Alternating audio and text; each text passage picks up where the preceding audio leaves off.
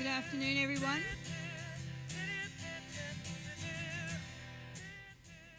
And welcome to the finals round.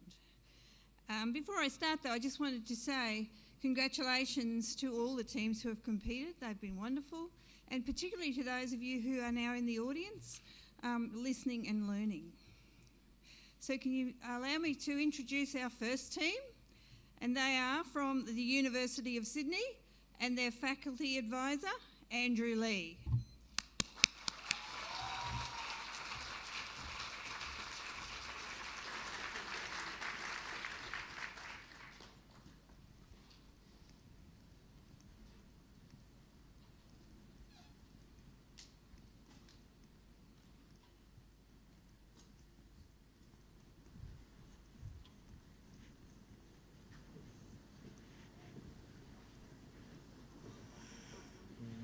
Which side do we want to stand on? In the middle, right in the middle. Right, because the podium is there. Oh yeah. Where each one will stand.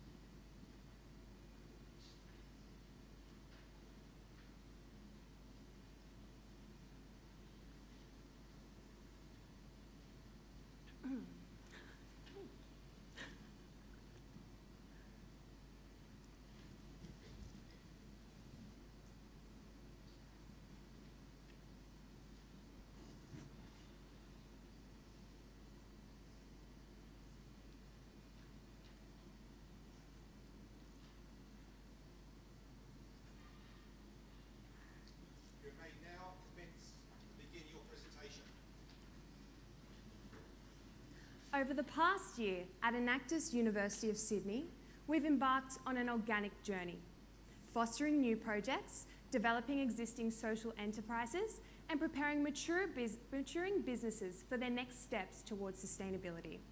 Hi, my name's Monique. My name's Matt. And my name's Lisa. And today we will showcase 3 of our projects. First, our newest project, Flashback. Next, in the developmental phase of its life cycle, the pop-up project.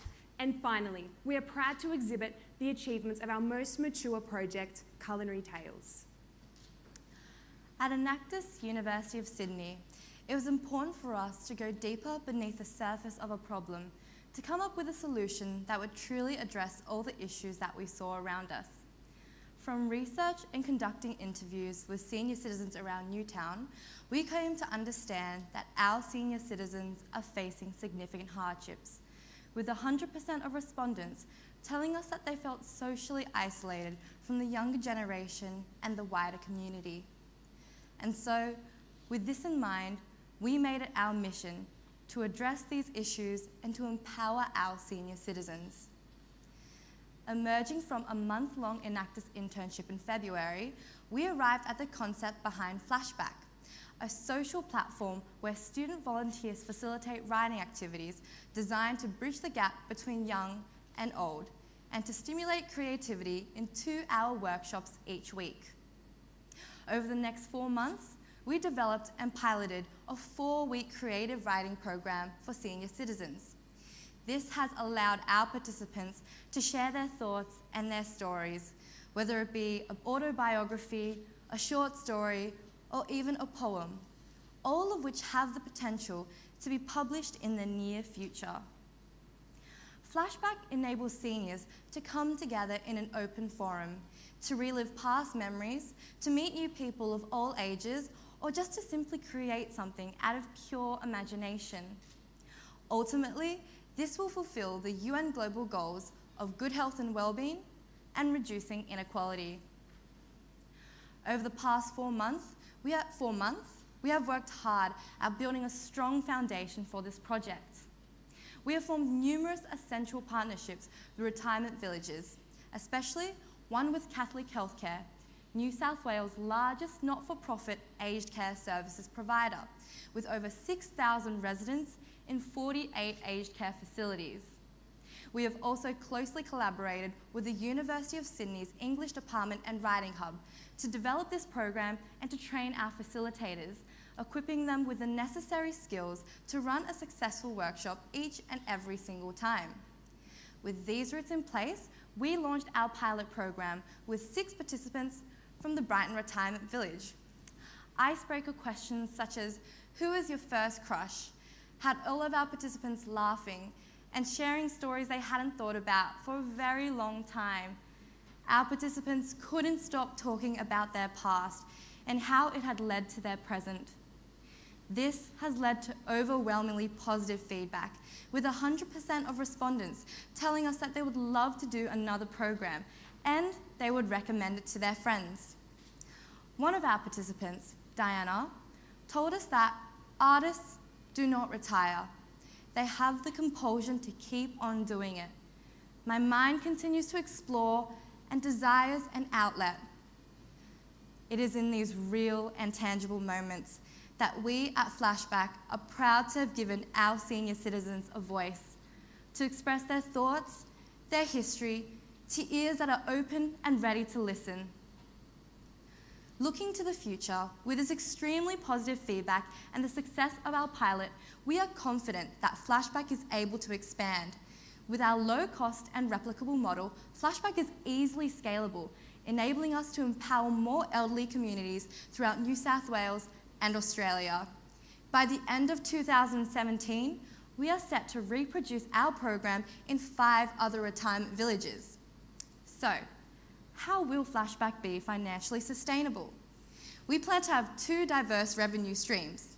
The first one will come directly from the retirement villages themselves, drawing on a recreational expense budget to engage their members. And the second, which is our ultimate goal, will be to share these amazing stories with a wider Australian community through a subscription-based online blog. Whilst these prospects are ambitious, we are confident that from the seeds we have planted, Flashback will grow into something that transcends the generational barrier. Pop-Up aims to inspire and empower high school students by providing them with educational and workplace opportunities. These students are identified as at risk. We define at risk as students who face social and academic challenges, along with other criteria such as academic results, tardiness, and extracurricular participation. Our goals at Pop-Up are aligned with the UN Global Goals of providing quality education, decent work opportunity, and economic growth, as well as reducing inequality. Our 3-pronged approach aims to inspire students despite their disadvantage,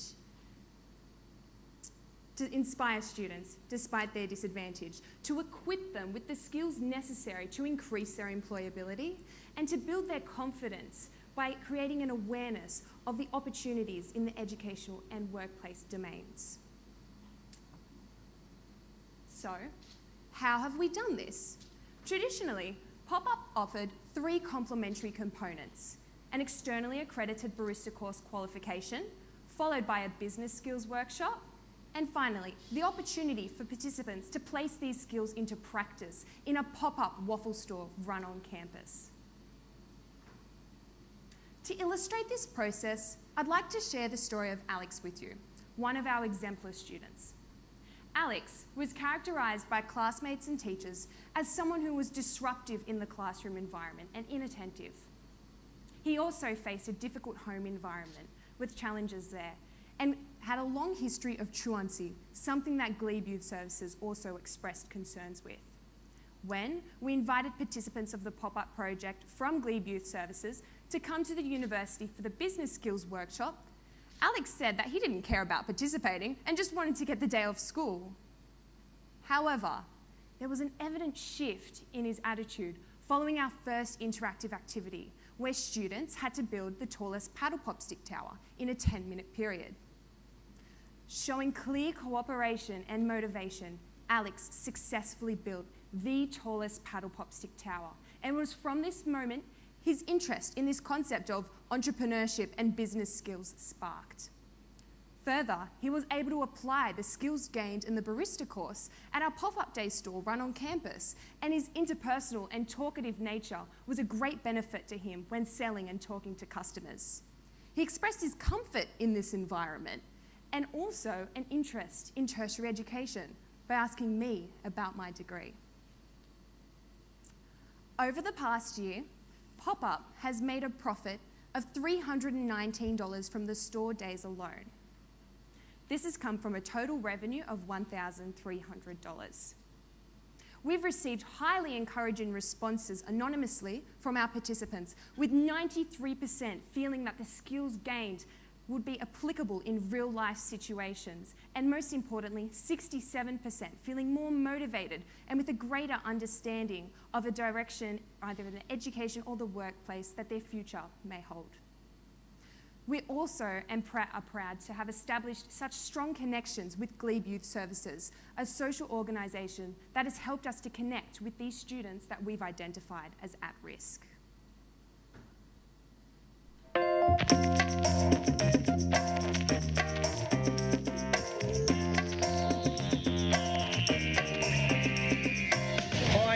My name's Kieran Kevins. I'm the coordinator of Glebe Youth Service in Glebe. We're a not-for-profit organisation that helps young people reach their full potential. To do that, we provide a range of programs and services. The pop-up project's having a really great impact on the kids we work with. Not all kids are going to be able to go on to university, and even ones that do are going to need employment options when they pass high school, get past high school. So the pop-up project gives them job skills, it gives them the tangible certificate of a barista qualification, and it also gives them the practical experience of interacting, working in a team, learning small business management skills, learning marketing and customer service skills, and these are all really important, transferable job and life skills. So I think the impact of the pop-up project has been really, really positive. So, where to from now? We've realised the power of providing students like Alex with real-life tangible skills, and since have placed 2 participants into a paid cafe internship position. This is an area we want to expand with Pop-Up and have had a meeting with the CEO of Restaurants in Australia last month, who has connections with over 3,500 cafes and restaurants and is very willing to support our expansion. In order to support this expansion, we've also made shifts to our business skills workshop, offering more soft skills such as assisted resume writing, targeting year 9 and 10 students to help with this transition. Not only do we aim to achieve these goals, we intend to exceed them. So whilst Flashback and Pop-Up have sprouted from radical early stage innovation, our third project, Culinary Tales, is approaching sustainability. Culinary Tales is an employment platform which enables refugees to run multicultural cooking classes in a network of schools and communities. We ran focus groups and surveys and identified that the biggest challenges refugees face are twofold. First is social integration in their new communities, and second is economic integration in a challenging labour market. Culinary Tales has evolved into a blueprint to empower these refugees economically by providing income and employability skills and socially by connecting them to their new neighbours through the medium of food. Culinary Tales also addresses the UN global goals of reducing inequality and decent work and economic growth. On its journey to maturity, Culinary Tales has ensured the continuous innovation of its business model in order to ensure the continuous empowerment of these disadvantaged refugees. And we're pleased to announce we've done so through 3 key initiatives. The first, customer engagement. Whilst at the heart of Culinary Tales are the refugees we seek to empower, we understand that our success is also contingent on how well we engage with our customers, whether it be through the stories of the refugees or the cuisines that they share. Last year, we aimed to increase our reach by investing heavily in our social media presence, our mailing list, and our industry awareness.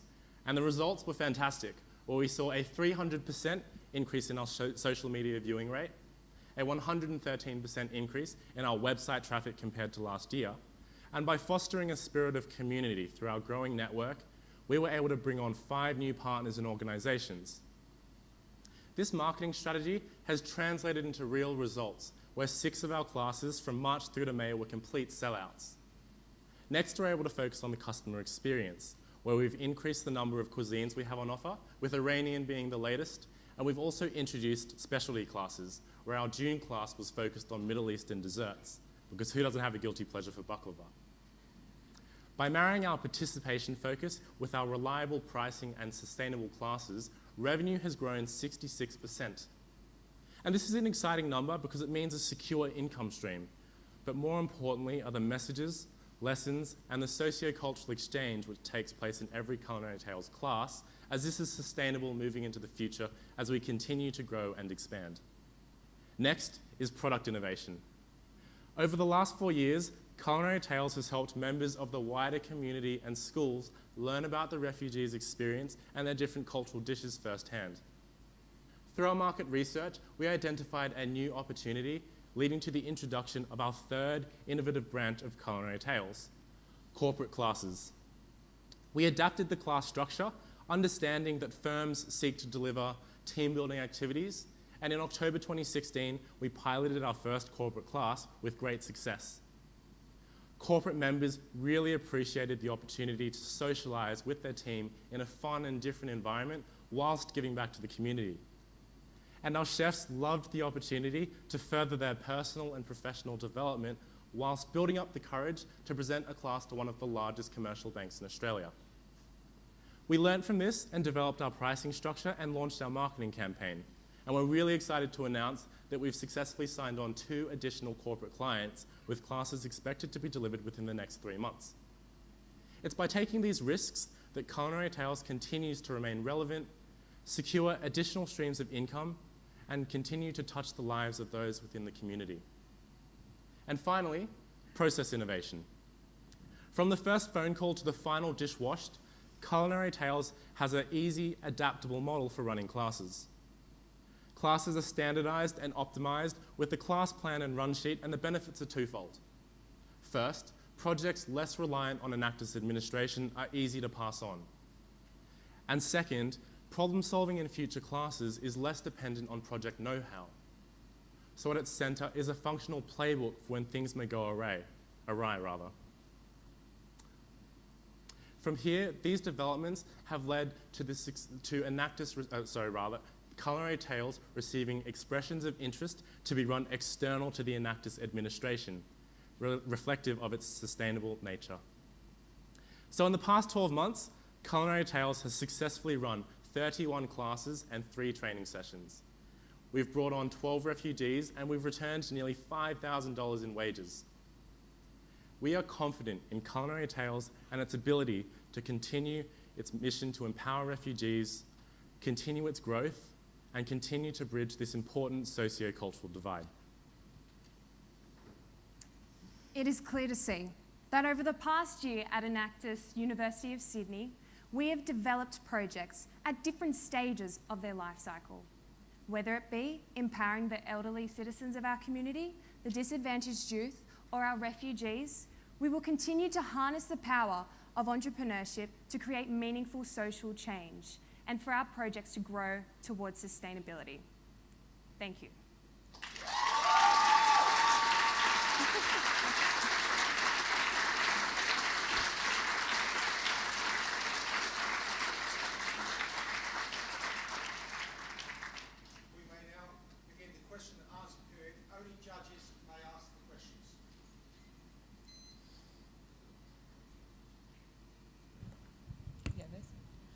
Hello, thank you. A question on the pop-up project. So how will you fund the expansion from 52 youths to 160 youths? Yep, so currently our limitation is in the pop-up store, which as you can see has given us a low revenue of $319. So we're moving away from partnerships just with Glebe Youth Services and are going to target schools by offering a pop-up package. And this will allow us access to 20 students at minimum per class, and we intend to run 2 projects per school semester, so 8 throughout the year.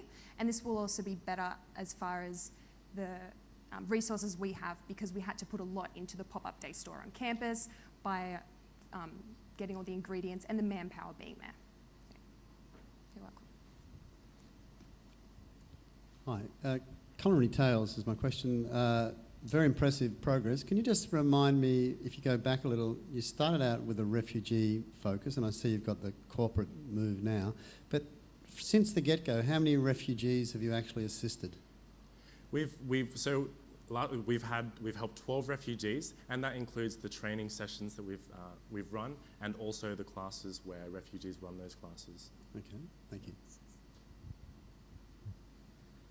In each of these projects, what are the cultural and language barriers you've run into, and how have you overcome these? So I'll start with the pop-up project. Cultural and language barriers are going to come from the age divide, not only because we're targeting younger children, but because of their position in society. We're targeting low socioeconomic status students, defined by our categories of risk.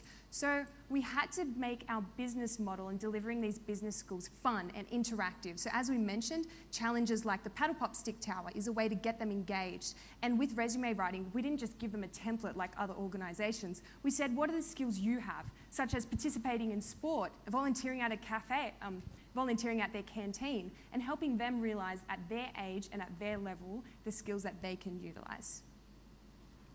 Yep. So with the Culinary Tales, we do encounter cultural barriers and language barriers more importantly with the refugees. We have a partnership at the moment with the Australian Asylum Seeker Centre, who actually source the refugees for us. So we run information sessions at the centre where we get to interact with the refugees who may have culinary talent or culinary interest, and they get to gauge whether or not they think they would suit the program partnering with us. If they do see that, if they do want to partner with us, then we run training sessions with our other partners such as Brasserie Bread, and we work on their leadership and their English, etc. If they're not too confident to run a class on their own yet, we do allow them to partner up with another chef and they run a class together. And that's how we build up their confidence and help with their English skills before they go off and run the class on their own. With Flashback, from pilot to rolling out to 5 homes, can you talk a bit about some of the barriers you encountered with the pilot and therefore your learnings and how you've adapted that for the planned rollout? Yep, so that's a really good question. So a few of the barriers we encountered during our pilot program was actually how we would manage with externals. So oftentimes our contact with the retirement village would have problems as well on her side, which is why oftentimes we would actually have to make last-minute adaptations to our changes, which we'd been working on for a while. And from that, we've kind of learned that communication is essential. So one-on-one meetings with our contact in the retirement village really helped smooth the process out. So whenever we had a bump in communication, whenever we didn't know what was going on, we always had a one-on-one meeting or even just a phone call, and that would really smooth the process for where we would go in the future. And this is what we really want to continue to implement in the future with our contact from Catholic Healthcare.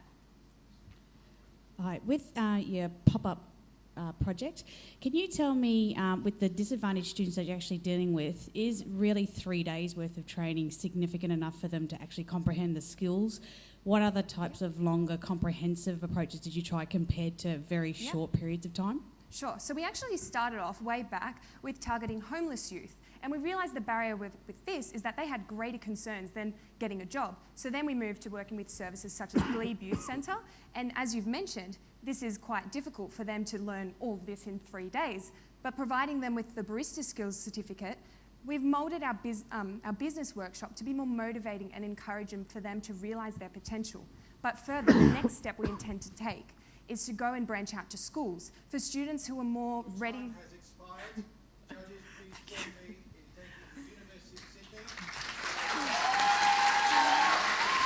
you.